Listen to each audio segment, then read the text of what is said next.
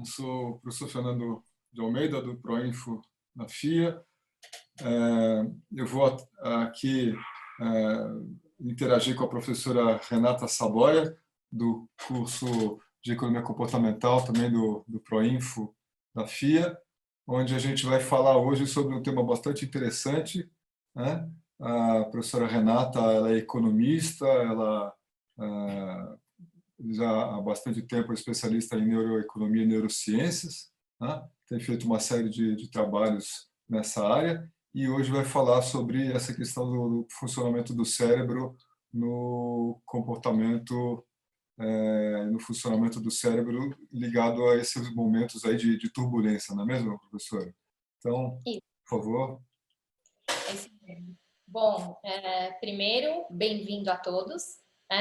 Sejam todos muito bem-vindos. É um prazer enorme estar aqui falando para cada um de vocês desse assunto que eu acho não só maravilhoso, como importantíssimo da gente saber. Mas antes de começar, eu queria agradecer a toda a equipe do Proinfo, toda essa equipe técnica que está em volta da gente, permitindo que a gente faça esse encontro e que a gente esteja mais próximo num momento onde tem um distanciamento não desejado, mas que faz parte da nossa colaboração social, né?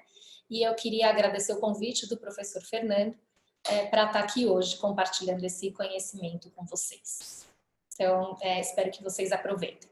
Também quero aproveitar para dizer que depois, amanhã, na verdade, depois desse bate-papo de agora, vocês vão receber informações sobre um mini curso gratuito que a gente está desenhando para vocês, para explorar e aprofundar um pouco mais esse tema que é tão relevante, né?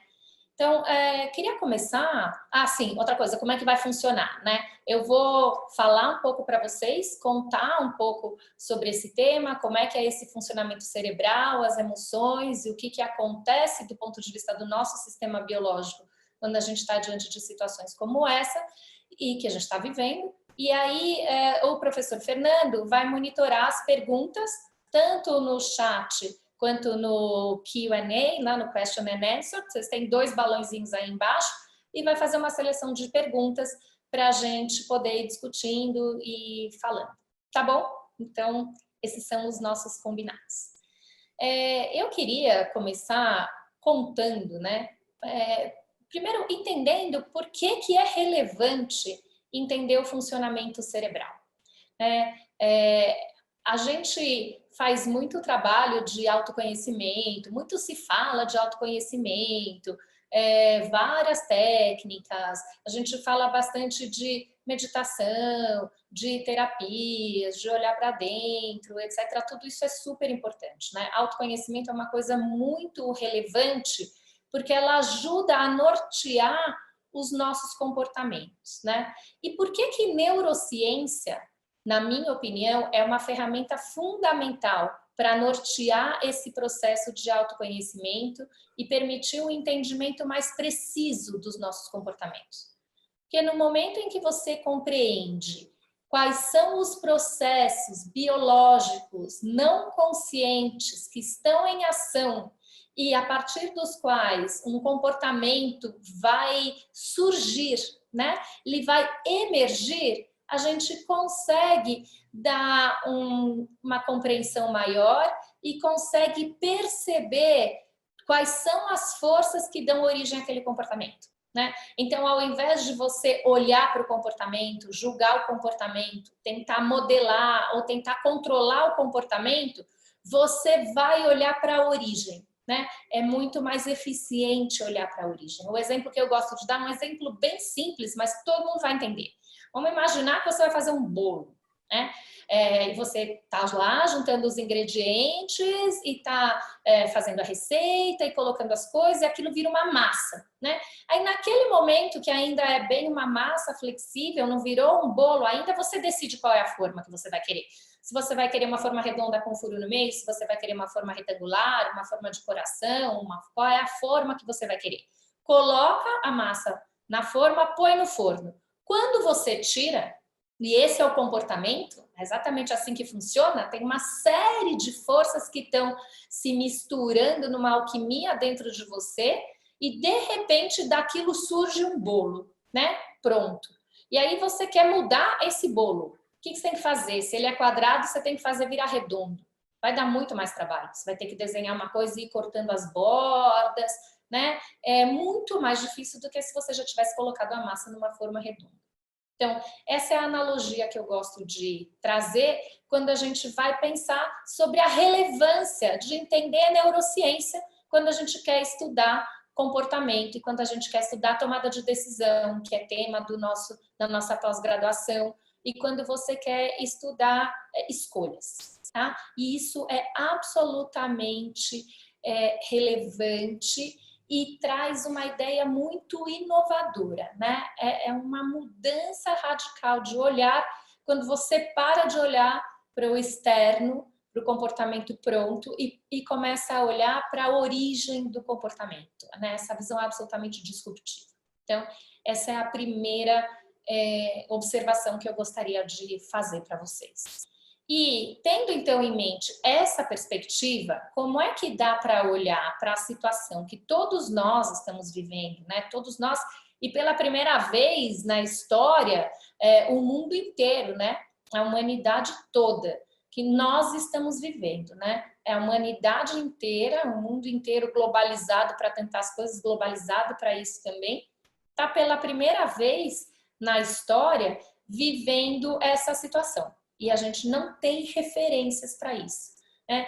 Claro, pestes, doenças, guerras, tragédias, já houve na história. Né? Isso não é novidade. Desde os tempos bíblicos, a gente ouve essa história das pestes, dos gafanhotos. Aliás, é exatamente esse momento que a gente está vivendo agora, próximo da Páscoa, que acontece essa história bíblica, né? O que é bem interessante. Mas aconteceu o quê? Na Bíblia, num livro de história, lá longe, totalmente distante de mim, né? Guerras foram mais próximas, né? Às vezes alguém pode ter avô, bisavô, talvez pais, né, que tenham vivido a guerra. Mas a dor é tão grande, né? É tão difícil e a gente não tem esse hábito, essa cultura, não se fala disso, principalmente aqui no Brasil. Então isso faz com que a gente não tenha repertório, né? Na Europa, por exemplo, é muito diferente. Se você vai para a Europa, você vive, né, registros da história, da guerra, das pestes. A gente viu recentemente o Papa, né, que tirou aquele crucifixo de uma igreja, cujo Papa um outro Papa em 1560, mais ou menos, né, 22 foi a igreja, depois 20 anos depois, 1550, vivenciou a peste e saiu em peregrinação. Então, você tem lá a cruz, né? O crucifixo, para se lembrar disso. A gente aqui no Brasil não tem, né? Então, a gente não tem também memória, a gente não tem referência e, portanto, a gente não tem repertório, né? E o funcionamento cerebral se dá de maneira que ele sempre tem que ter um ponto de referência e fazer uma comparação. A todo momento, porque quando eu penso, pensa você, qualquer palavra, a mais simples, cadeira, óculos, copo de água, peste, doença, crash econômico, no momento em que você fala uma palavra, imediatamente o seu cérebro vai procurar referência. E ele vai lançar a mão da memória, vai procurar em todas as áreas, vai realizar várias conexões para encontrar um ponto de referência.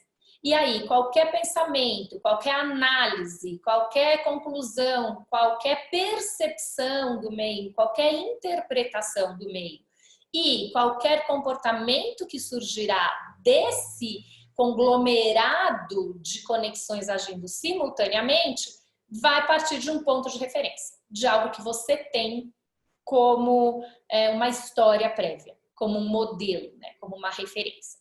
E o problema é que a gente está vivendo uma situação onde a gente não tem esse modelo. E se a gente não tem esse modelo, a gente não sabe como agir. Então, a gente não tem repertório de resposta para lidar com uma situação como essa. Muito bom. E aí? E aí, Renata? O que é que acontece? Né? O que acontece é que no momento em que a gente não consegue encontrar no cérebro né, um repertório de resposta que ajude a gente a navegar por esse momento, a gente olha para o cenário em volta e entende como um cenário absolutamente perigoso, absolutamente ameaçador, que coloca em xeque, em risco, muitas coisas que são importantíssimas para nós. Nessa situação, a gente tem aqui dois problemas importantíssimos. A gente tem uma questão financeira e a gente tem uma questão de saúde, né? A gente vê a ameaça invisível que está permeando o nosso dia a dia. A gente vê ameaças de pessoas morrendo, ameaças do sistema de saúde não dar conta, há uma ameaça da retomada econômica e nós aqui no Brasil temos ainda por cima uma ameaça de uma organização política, né? De uma insegurança, de uma crise política. Então, formou-se a tal da tempestade perfeita para gerar em cada um de nós um estado de muito medo, de quase pânico, que vai causar uma ansiedade muito, muito, muito grande.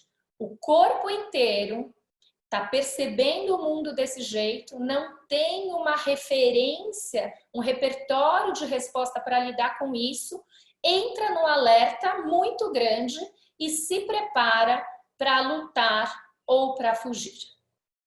Ah, Renata, mas a gente já vivia, né, num estado de alerta antes. Tá bom, não tinha tantas coisas, mas a gente já vivia num estado de alerta, né? O que mudou tanto assim, né, do ponto de vista de perceber o ambiente? Aí que começa a ficar interessante a história.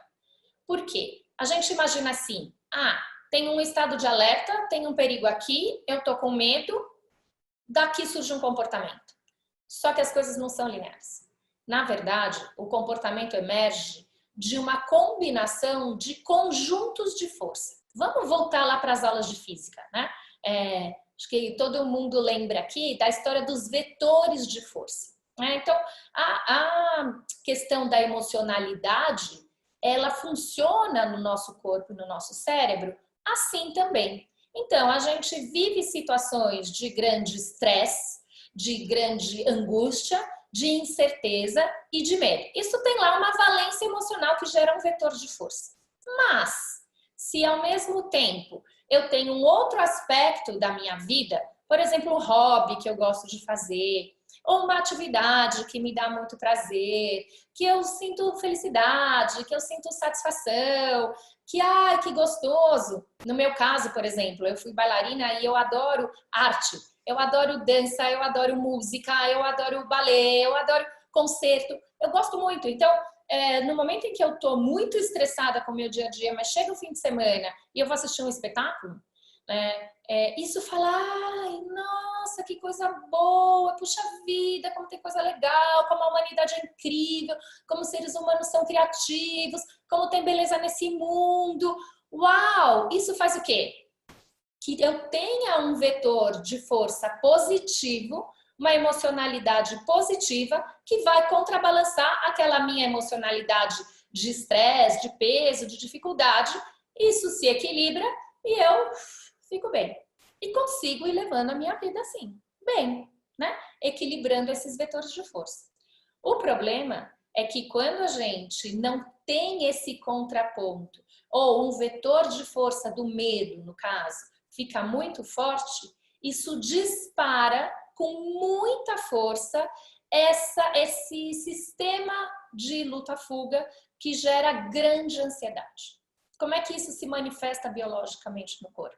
Isso se manifesta através de uma liberação gigantesca de adrenalina e noradrenalina no sistema. O que a adrenalina e noradrenalina faz? Vamos imaginar.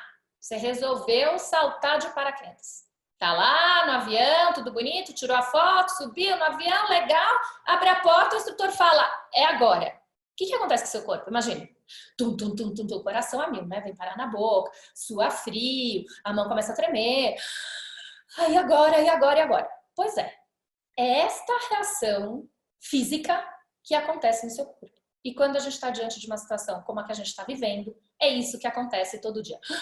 Adrenalina e noradrenalina no sistema, adrenalina e noradrenalina, gera um estresse absurdo, né? Junto com isso, a gente tem uma liberação de cortisol, que entre outras coisas, diminui a nossa capacidade de aprendizado e diminui muito a nossa capacidade de engajar as áreas do cérebro capazes de análises mais complexas e de prever cenários diferentes. Então, a nossa capacidade de tomar decisão e de analisar uma situação fica muito, muito, muito reduzida. Então, esse é o cenário que a gente está vivendo. Grande ansiedade, grande estresse, adrenalina, noradrenalina, não consigo fazer nada. Eu tenho que fazer o quê?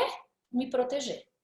E aí, me proteger, me defender, eu esqueço de tudo que está em volta, olho para minha sobrevivência e para aqueles que estão perto de mim, né? A minha família mais próxima. E aí a gente vê todo tipo de comportamento que a gente observou, papel higiênico para 20 anos, né? As pessoas fazendo compras exacerbadas, algumas atitudes muito egoístas.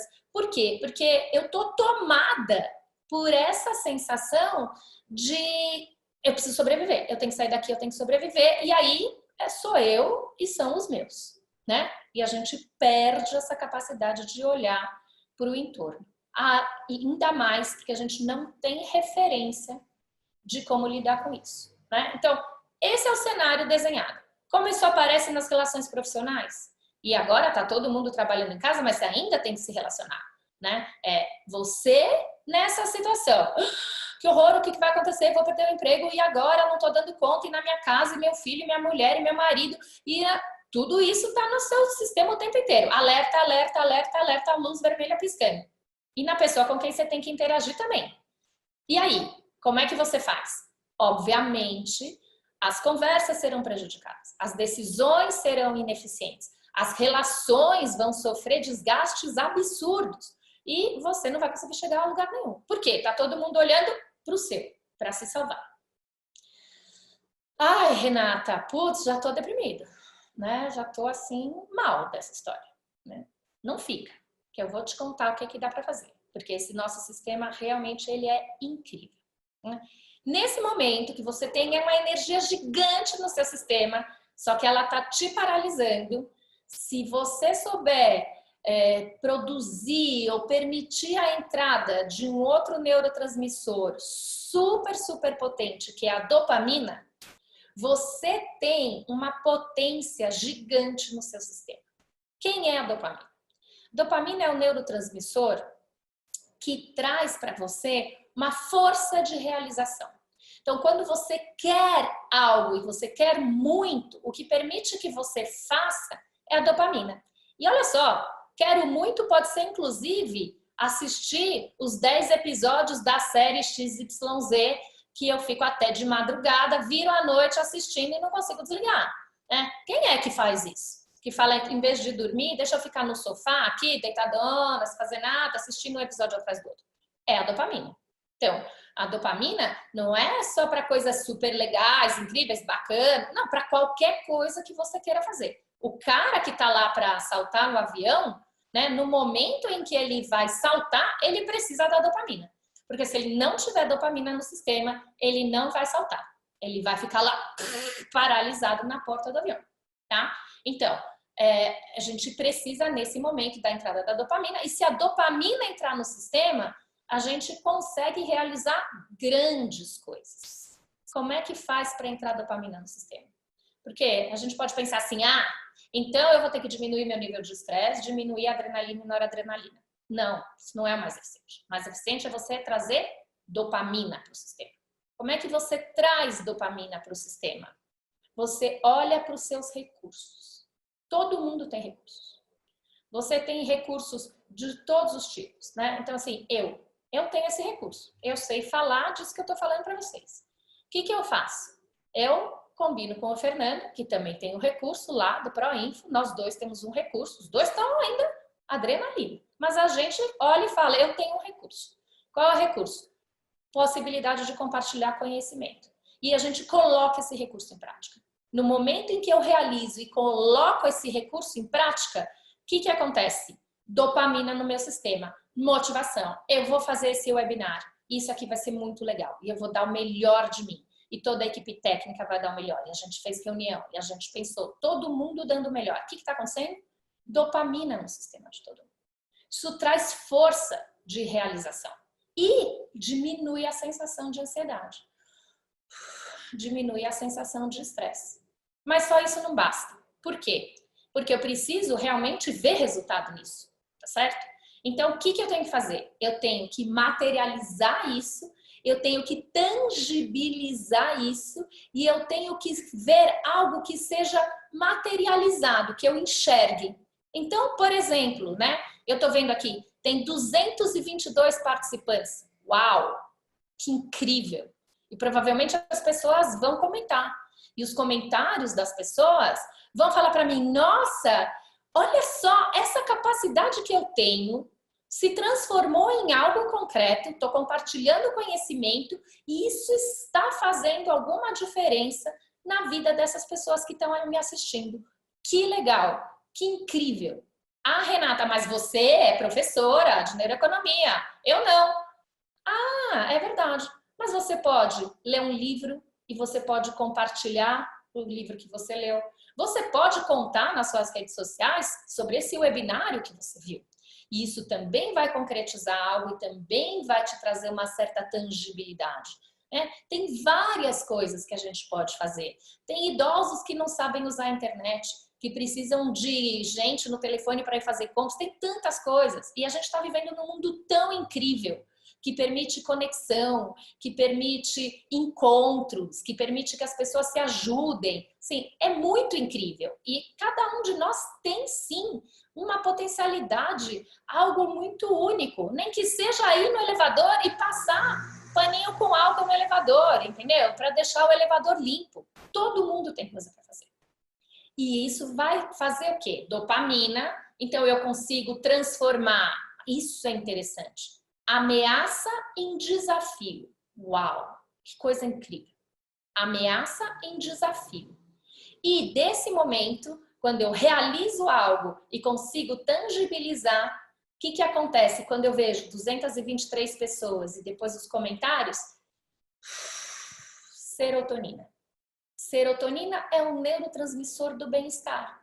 É um neurotransmissor da satisfação, que conta que tá tudo bem, que eu tô no lugar certo, na hora certa, que como é bom, puxa vida, que oportunidade incrível que eu tenho de compartilhar com um monte de gente que poderia não saber nada disso que eu tô falando, mas só porque a gente está vivendo essa situação de estar em casa e de todo mundo querer fazer alguma coisa, de poder ter 45 minutos, nem sei quanto tempo eu já tô aqui falando, que eu gosto tanto de falar isso aqui, tá podendo ter esse conhecimento. Então, é uma satisfação enorme. Isso me dá serotonina. Acalmou. Equilibrou toda aquela adrenalina, noradrenalina. Acalmou. E mais, quando eu tô nesse estado de bem-estar, percebo que eu colaborei para o todo, vem a mágica, vem a cereja do bolo. Né? Isso que a gente está fazendo. Somos 230, 235 pessoas conectadas, né?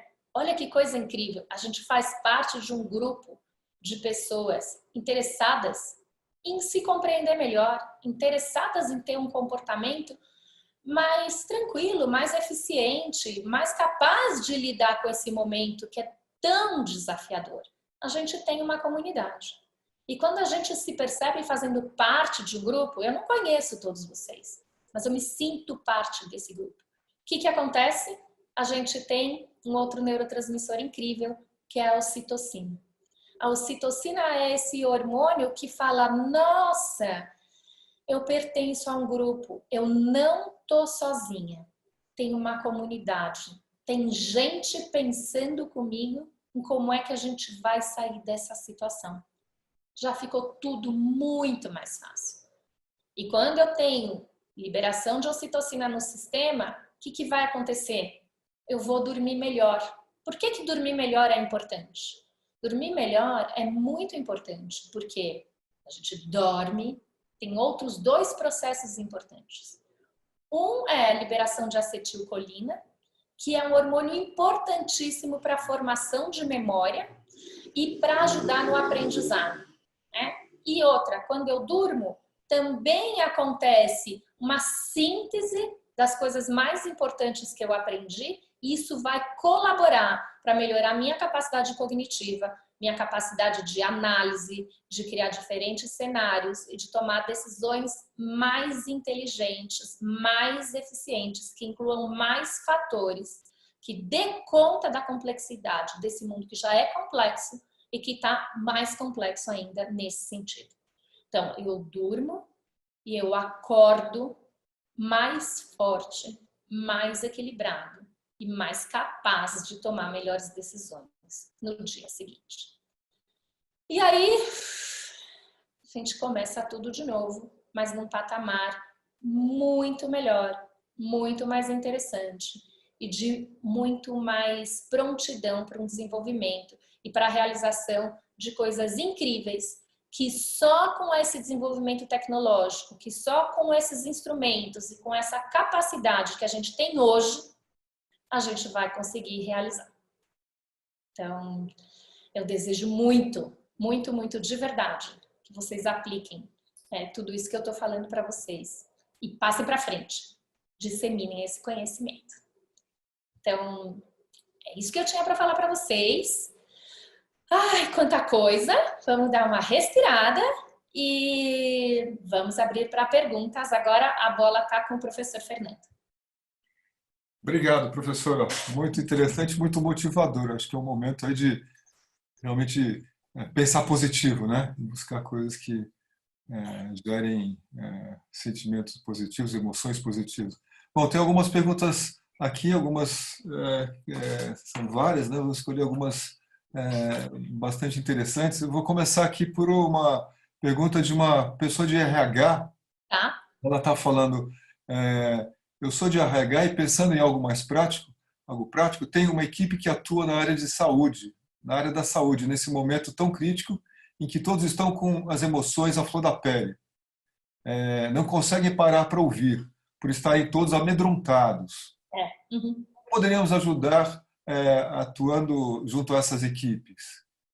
Então, eu acho que o primeiro momento é contar sobre isso para eles e estimulá-los a verem esses fatores amedrontadores como não só um desafio, como algo difícil de superar, mas como uma oportunidade, né? Então, acho que tem algumas coisas. Assegurar que estão todos juntos, né? Assegurar que a pessoa não está sozinha. Então, isso vai permitir essa ocitocina, né?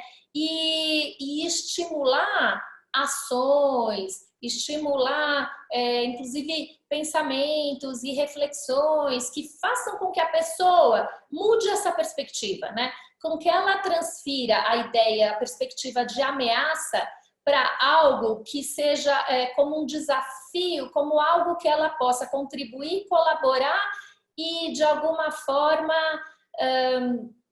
dar uma sugestão, transformar isso numa oportunidade. Porque a palavra desafio, ela pode trazer um pouco essa ideia de mais uma coisa que eu tenho que fazer, já está tão difícil, né?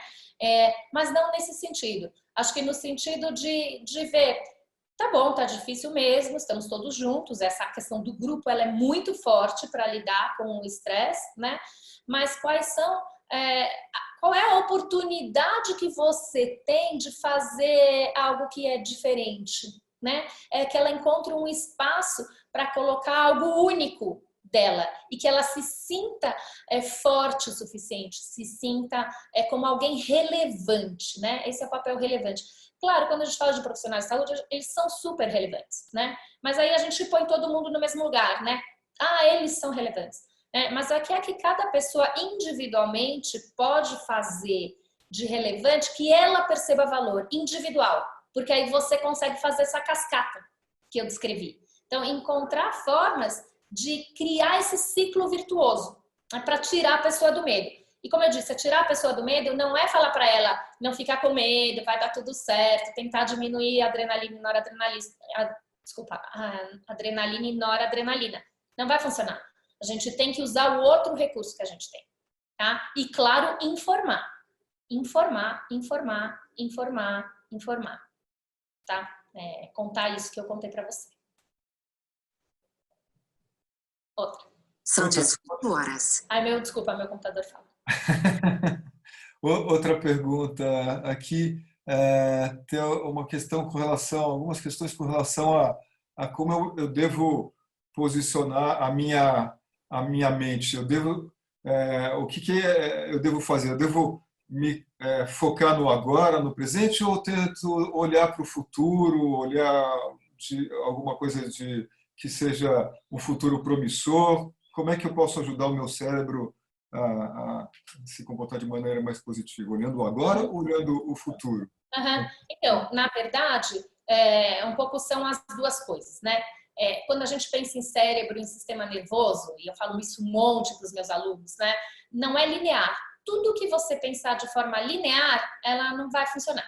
Então, por quê? Porque a gente funciona com circuitos simultâneos que estão funcionando simultaneamente, processando diversas informações ao mesmo tempo, né?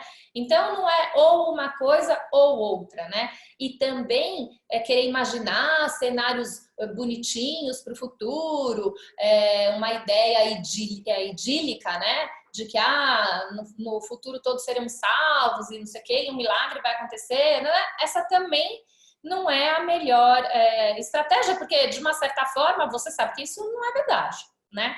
Então, eu acho que, de novo, ter uma visão realista, né? Realista é diferente de só do momento e pessimista. Procurar referências diferentes, né? Em situações diferentes, como pessoas resolveram esse problema, né? Quais são as diferentes perspectivas que a gente pode procurar para ter como referência, para tentar construir os diferentes cenários e identificar quais são os recursos e as ferramentas que você tem nesses diferentes cenários, né? Porque a gente vai tender a pensar que eu não tenho recurso, que o que é que eu vou fazer? Não sei o que eu vou fazer, não tenho nada para fazer. Não, né? Quais são os recursos que você tem nos diferentes cenários? E uma das nossas grandes capacidades justamente é a capacidade de construir cenários, né? E construir cenários e identificar quais são as possibilidades de resposta real que você tem para cada um desses cenários vai fazer com que aos poucos você também vá construindo referências internas que vão te dar suporte e apoio quando você precisar tomar determinada decisão ou, enfim, de onde surgirá determinado comportamento. Temos mais, Fernanda? Bacana, temos várias aqui, estamos tentando criar. Então, algumas pessoas estão preocupadas justamente com a questão da dopamina, da serotonina, e primeiro perguntando o que vem antes, a ação e depois a dopamina, ou preciso de dopamina para ação, e se isso tem a ver com idade também, os mais idosos, funciona diferente? Uhum.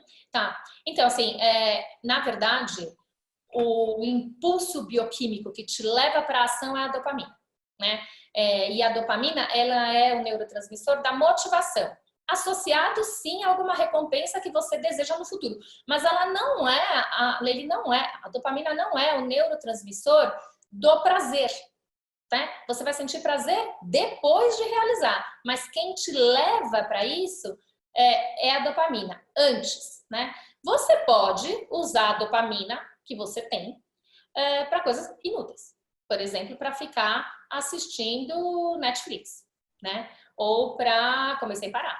Ou para ficar no videogame. E o videogame vai fazer isso, né? Porque o videogame, ele pega esse pedaço pequeno do ciclo. Então você fala, opa, quero jogar porque eu quero passar de fase. Bem curtinho. Dopamina. Aí o que acontece? Passou de fase? Yes! Aí você tem toda a serotonina, você tem vários hormônios do prazer. Legal. Aí você quero mais, motivação, quero mais, dopamina, né? Só que para uma coisa que te tirou a atenção do que é importante, né? Então você está gastando algo que você tem dentro de você precioso para uma coisa inútil, né? E mais, né? Você acaba estimulando um processo de impulsividade, porque a dopamina faz isso também. Ela tem, quando ela tá, meus alunos sabem disso bastante também, e eles gostam muito dessa parte. A dopamina no estriato ventral, no centro do cérebro, estimula a impulsividade e a atenção. Ao mesmo tempo, diminui a capacidade de você engajar áreas mais nobres do cérebro, ou seja, vai diminuir a sua capacidade de tomar boas decisões. É inibidor das funções executivas. É sério isso. Porque você fica gastando dopamina jogando videogame, assistindo Netflix, e isso não vai te ajudar a resolver melhor os problemas, né? Ao contrário, porque vai estimular a impulsividade e vai prejudicar essa sua capacidade. Então, a dopamina, ela é a motivação, ela dá a motivação, mas vamos transformar essa motivação numa ação que seja interessante, né?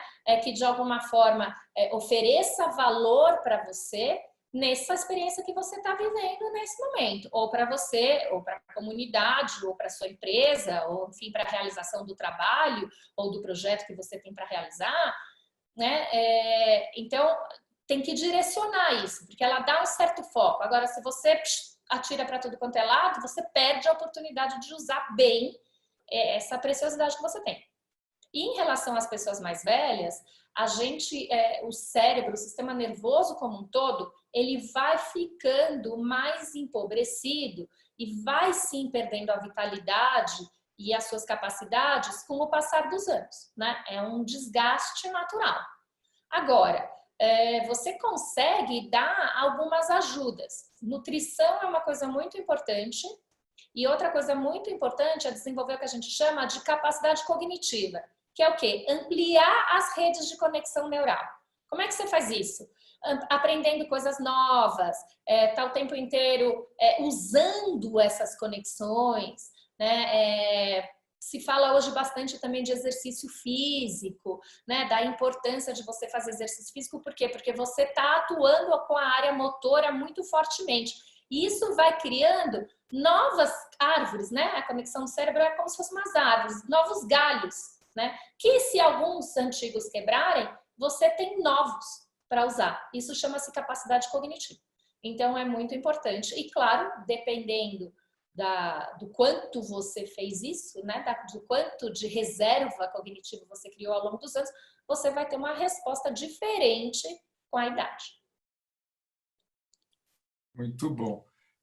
Tem uma série de pessoas aqui preocupadas justamente com jovens, com adolescentes, com dificuldade de lidar com eles nessa situação. Alguns estressados, preocupados aí com a entrada da vida adulta, outros, como falar aqui, alguns estudantes, alunos preocupados, não preocupados, interessados em seguir os cursos online, boicotando os cursos, uma postura negativa, não gosto, não é assim, eu não esperava que fosse desse jeito, mas a situação se apresenta assim, como lidar com eles? Então, eu acho que, de novo, né, a gente tem que ter esse cuidado, esse equilíbrio de não gerar estresse demais, mas ao mesmo tempo não facilitar demais e mostrar, acho que, então, de novo, né, a história do repertório de respostas, né? Assim como nós, que já estamos na vida profissional, não temos construído nenhuma referência, nenhum repertório de resposta para lidar com uma situação como essa, né? É a primeira vez que a sociedade dispõe de internet e que está querendo continuar com as suas atividades dentro de casa, né? O que é ótimo, mas ao mesmo tempo é um desafio enorme. Então, nós não temos, né? Eles também não têm. Então, é muito importante que a gente ajude esses jovens a criar este repertório e a mostrar para eles o que pode ser bom e interessante disso, né? E não colocar mais estresse, né? Porque mais estresse, veja bem, não vai ajudar. Exatamente a situação que eu descrevi no começo da minha fala, né? Então, como é que você pode mostrar alternativas, ajudar esse jovem a ir construindo esse repertório de respostas? E eu acho que tem uma coisa muito importante, que lembra que eu falei no começo desses vetores de força, né? Desses vetores emocionais. Então, eles provavelmente estão com um vetor emocional muito negativo, muito pessimista, muito forte. A valência emocional está muito ruim, né? Provavelmente está sentindo falta de contato, provavelmente está sentindo falta de proximidade, de sentido, porque não tem referência, né? Ou a referência é negativa. Então, a gente está com uma valência emocional negativa muito forte. Como é que você faz? Deixa isso e traz outra atividade que tenha uma valência emocional positiva para equilibrar e diminuir a força dessa valência emocional negativa. Ela vai continuar, mas se você trouxer algo que equilibre, isso vai diminuir o impacto disso, né? Então, eu vejo, por exemplo, aqui, né, na minha casa, tem um filho de 17 anos, ele está estudando, mas ele fala, não estou conseguindo, né? Esse negócio é muito chato, eu vou fazer porque eu tenho que fazer, mas não tá bom. Então, o que a gente combinou? Esse é um exemplo que eu estou vivendo aqui pela primeira vez, também não sei, né? Também sou mãe, também tô tendo que lidar com isso, né? O que a gente combinou? Que ele ia ficar 45 minutos fazendo aula e depois ele ia fazer intervalos de 15. E nesses intervalos de 15 ele ia fazer uma coisa que ele gostasse. Então, ele adora tocar violão. Então, ele vai tocar violão, ou ele vai até jogar um pouco de videogame, né? Ou ele vai fazer um pouco de exercício que ele gosta, né? Ou ele vai ver um vídeo de parkour, que é o esporte que ele gosta, né? Ele vai sair, né? A gente também tem feito uma coisa bacana que é de vir para a cozinha, então cozinha é uma coisa. Temos tentado diversificar as atividades para dar esse equilíbrio, né? Para sustentar. Né? E chega um momento no final do dia que assim, acabou de notícia ruim, acabou de estudo, acabou de trabalho intelectual, chega, agora a gente vai fazer outra coisa. Então, a gente joga, às vezes a gente assiste um filme bem bobinho, enfim, para criar essas valências emocionais positivas para contrabalançar a experiência negativa que está sendo essa dificuldade que está acontecendo, né? E aqui tem funcionado. E a neurociência diz que, ok, esse é o caminho que dá certo, né? Então, agora, é uma experiência pessoal e nessa construção de referências, cada um vai construir a sua experiência pessoal e compartilha, porque é super importante. Bacana, professora. Mais algumas perguntas aqui. Vamos lá. A pergunta como as atividades físicas podem ajudar nesse processo aí com o cérebro? Então, a atividade física tem duas coisas importantes, né? Uma eu já mencionei, que é ajudar a criar novas conexões e ajudar a ampliar a capacidade cognitiva. Então, quando você tiver que resolver problemas complexos, você tem à sua disposição uma rede maior para ser utilizada e uma capacidade maior de fazer conexões entre coisas distantes, entre coisas que você não imagina que poderiam ser conectadas, né? Então, essa é uma coisa bem importante.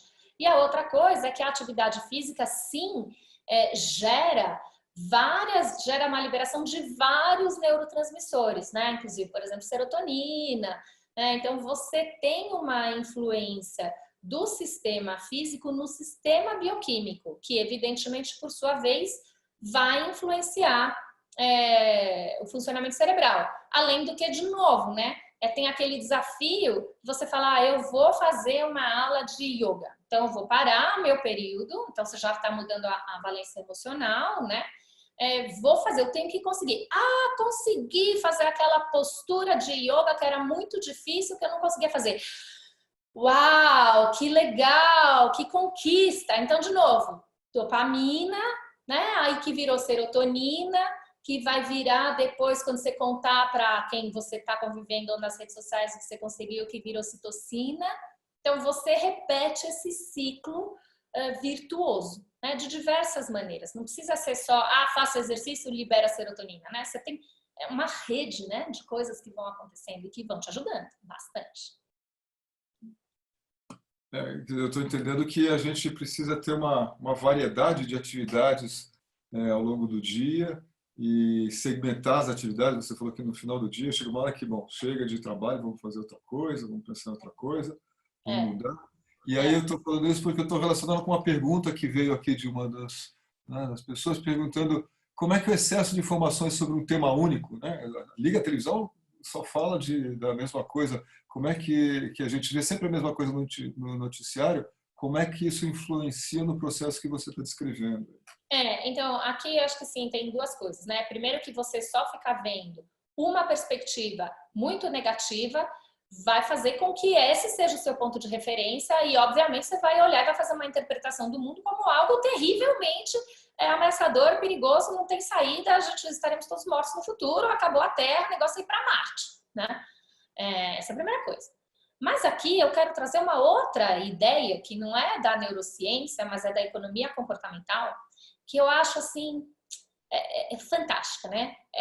Como é que a gente toma decisão e quais são as regras rápidas que a gente vai usando, que a gente vai lançando mão para tomar decisão. Claro que isso acontece no cérebro, mas não é para isso que eu quero olhar agora, né? Eu quero olhar para essa perspectiva da economia comportamental. Uma das coisas que a economia comportamental ensina para a gente sobre isso são as heurísticas, que são essas regras rápidas para a gente tomar decisão rapidamente e que, obviamente, influencia toda essa conexão, essa conectividade que está acontecendo, né? E tem uma coisa que eu acho que eu gosto muito de aplicar isso nesse momento, que é a tal da heurística do afeto. Então, o que é essa heurística do afeto? É a sensação que você percebe quando você recebe uma informação do mundo. Então, se eu falo para você, tesouro, yes, que legal, adoro, que bacana. Mas aí se eu falo para você, coronavírus, que droga, vai dar tudo errado. Qual é a sensação? Ruim. O que você pensa? Que droga, vai dar tudo errado. Nossa, esse mundo, puxa, que azar. Nossa, e agora, como é que a gente vai fazer? Essa é a sensação. E quando você está nesse estado emocional, que chama-se afeto, do ponto de vista da psicologia, nesse estado, eu falo assim para você, muito bem, me fala aí, Fernando, qual a sua perspectiva para a retomada do crescimento econômico brasileiro nos próximos 6 meses? Você vai me responder. Não vai dar certo. Vai ser muito ruim. Não vai funcionar. Vai ser uma droga. A gente vai se afundar, né? Por quê? Porque eu estou num estado de sensação absolutamente pessimista, né?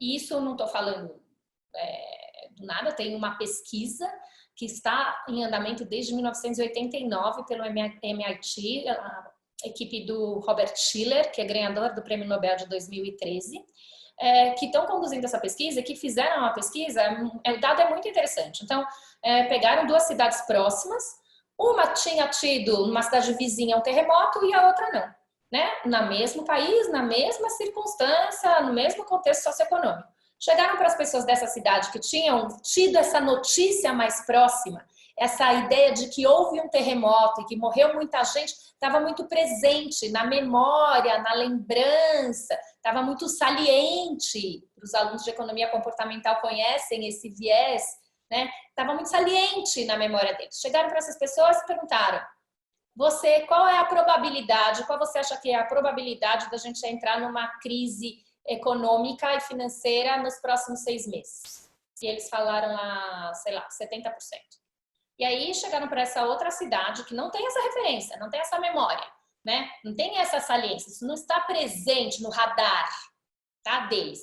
Perguntaram: qual é a probabilidade, qual você acha que é a probabilidade da gente ter uma crise econômica e financeira nos próximos 6 meses? Eles, 40%. Sim. Uma disparidade muito grande, independente do contexto, porque o contexto econômico do país era o mesmo, as cidades eram próximas, muito semelhantes. O que fazia diferença? Essa sensação, porque, claro, é muito triste, é aterrorizante, a cidade vizinha teve um terremoto, morreu muita gente, provavelmente conhecia gente. Ai, que coisa ruim, perigo. Então, o problema, né, não só da gente ver só um tipo de informação e achar que aquela é a verdade absoluta, mas é que esse tipo de informação gera na gente uma predisposição emocional que vai contaminar de forma preponderante as nossas perspectivas, né, sobre a vida em geral, sobre o futuro, sobre o que está acontecendo com a gente. E, claro, vai influenciar todo esse movimento de medo que eu descrevi no começo da minha fala. Muito bom. Vamos ver aqui. Uma questão, do ponto de vista de cultura, você acha que nós brasileiros, a nossa cultura, ajudam ou dificultam a lidar com as emoções quando a gente compara com uma Alemanha, por exemplo? Uhum. O que eu tenho observado, né, que eu acho que é um pouco relevante na questão da cultura, e ainda de novo tendo em vista aí essa ideia da neurociência, não é tanto a questão afetiva da cultura, mas eu acho que é essa ideia, algumas ideias, alguns modelos, né? Então, por exemplo, a gente aqui não tem referência de guerra. A gente aqui não tem referência de perigo social. A gente aqui não tem referências de tragédias globais, né? A gente tem tragédias em alguns lugares, né? Mas a gente não tem a gente nunca vivenciou isso. Então, isso não está na nossa história, não está no nosso repertório, não está na nossa memória, nem na nossa memória consciente, inconsciente, nem na nossa memória genética, né? A gente não tem isso. Assim como, de forma contrária, a gente tem outras memórias. Então, por exemplo, a gente tem uma memória muito forte da questão da corrupção, né? Então, é como se fizesse parte do nosso DNA, né? Na Europa, faz parte do DNA deles ter vivido muitas situações de grandes adversidades, né? De guerras, de invasões, de pestes. A gente nunca viveu isso, né? A gente vive isoladamente, mas a gente nunca viveu isso como um povo todo, né? Então, acho que isso faz diferença. E, claro, faz emergir comportamentos diferentes. Aqueles que negam e aqueles que são totalmente radicais e os que estão no meio termo, né? E acho que tem uma outra coisa que tem uma diferença cultural muito grande, que é o senso de comunidade, né? O país é muito grande, as pessoas são muito diferentes, as micro-regiões são muito diferentes e você não tem esse senso de união, né? De unidade que a gente vê na Europa. Até porque, de novo, eles passaram por situações onde foi preciso ter uma identidade cultural, a identidade do povo, a identidade da língua, né? A gente teve momentos de impérios que acabaram com a diversidade cultural e houve momentos, então, de que cada um dos povos resolveu se unir para preservar aquele common ground, assim, né? O que é que nos une, né? E a gente não tem isso, né? E a gente não tem um projeto também. Tem um livro muito bom que eu adoro, do Eduardo Janetti, que chama Trópicos Utrópicos, e logo no prefácio ele já começa a falar sobre isso. Ele fala assim, nós não temos uma identidade, né? O Brasil não tem uma identidade, né? Cultural, não tem algo que nos une. E aí a gente fica tentando copiar os modelos econômicos de qualquer outro país, mas a gente não criou o nosso ainda. Então, eu gosto muito de olhar para essa direção. E aí, quando a gente olha para isso, dificulta as ações, claro, porque cada um está lá, além de cada um estar pensando no seu próprio bem-estar, não tem essa identidade, não tem essa coesão, a gente não tem esse referencial de como é que faz para lidar com uma situação como essa, e fica meio sem saber para onde vai, né? Andando aí sem rumo. E eu acho que a gente precisa entender esse senso de comunidade, entender a seriedade da situação e se unir. Bom, o que nós temos aqui? Estamos chegando ao final, então eu queria agradecer a presença de cada um de vocês e avisar então dos próximos eventos que vão acontecer nessa ideia de ajudar a navegar nesses momentos tão turbulentos, né? Então a gente vai ter na quinta-feira seminário, um webinário Transformação Digital, como destacar seu produto nessa avalanche de anúncios. Depois a gente vai ter segunda-feira Gestão de Crises e dia 7 na terça-feira Economia Comportamental e Tomada de Decisão em Tempos de Crise. Tá bom? Professora, algumas pessoas perguntaram, quis deixar para o final também, de algumas sugestões de leitura. Tá. Para continuar esse assunto. Eu quero deixar duas sugestões, né? Uma sugestão é um TED. Deixa eu ver se eu consigo colocar aqui no bate-papo, peraí. Deixa eu ver se eu consigo colocar aqui. Isso. É um TED Talk de chama Kelly McGonigal, que vai falando exatamente sobre o estresse e como o papel da ocitocina para ajudar a regular o estresse e a importância da comunidade. Ela é muito inteligente, o TED é ótimo, eu super recomendo. E o outro eu recomendo o livro da Carla Tiepo sobre... Acabei de postar aí, a Diz está perguntando, sobre neurociência. Tem uma borboletinha aqui. Peraí, só me dá só um minuto que eu vou procurar aqui esse livro e já coloco aqui para vocês. Só um segundinho.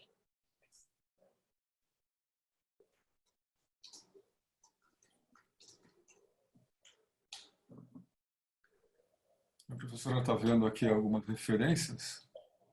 Oi? Eu vou colocar aqui, ó, o link do livro. na Amazon, mas tem em qualquer lugar, tá? Então, aqui é o link do livro. Tá no chat, tá? Peraí, eu acho que realmente não coloquei para todos, espera só um pouquinho. Esse aqui é o do livro, tá? E esse aqui é a TED. Realmente eu tinha feito errado, só um segundinho.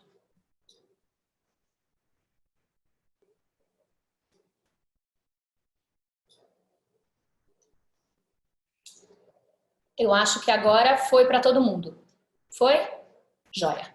Ótimo. Então, bom, minha gente, então é isso. Eu espero contar com cada um de vocês de novo no nosso próximo mini curso, que vai ser semana que vem. A gente vai explorar mais, espero que vocês tenham gostado. Obrigada, equipe. Obrigada, professor Fernando. E eu aqui encerro a minha fala, passo a palavra para o professor Fernando para encerrar. Muito, muito obrigada. Vocês fizeram meu dia mais feliz, mais dopamina, serotonina para mim. Eu vou dormir melhor e vou acordar mais equilibrada. Professor Fernando. Professora, muito obrigado. A palestra foi excelente. Não sou só eu que estou dizendo, estou só vendo aqui mensagens de parabéns. Agradecemos a participação de todos e as perguntas que foram muito importantes para alimentar o debate, né? E, bom, vocês têm aí a nossa programação e lembrando que a gente vai em breve divulgar aí um mini curso na semana que vem a respeito de um aprofundamento da discussão sobre neurociência com a professora Renata. Então, acompanhe a gente, esses eventos estão acontecendo todos os dias, né, com temas diferentes. Entrem no site da FIA, no final aparecem os eventos, vocês vão ver toda a relação aí de eventos, dos próximos eventos, sempre às 5h30, com um novo webinar, com novos temas, explorando essa situação e tentando ajudar, né? A nossa preocupação é tentar ajudar, trazer mensagens positivas, estímulos. A gente vai superar toda essa situação e vamos conseguir sair melhor, com certeza. Obrigado a todos e boa noite. Até amanhã. Boa noite, gente. Fiquem bem. Vamos fazer uma coisa bem legal agora, tá? Tchau, tchau. Tchau.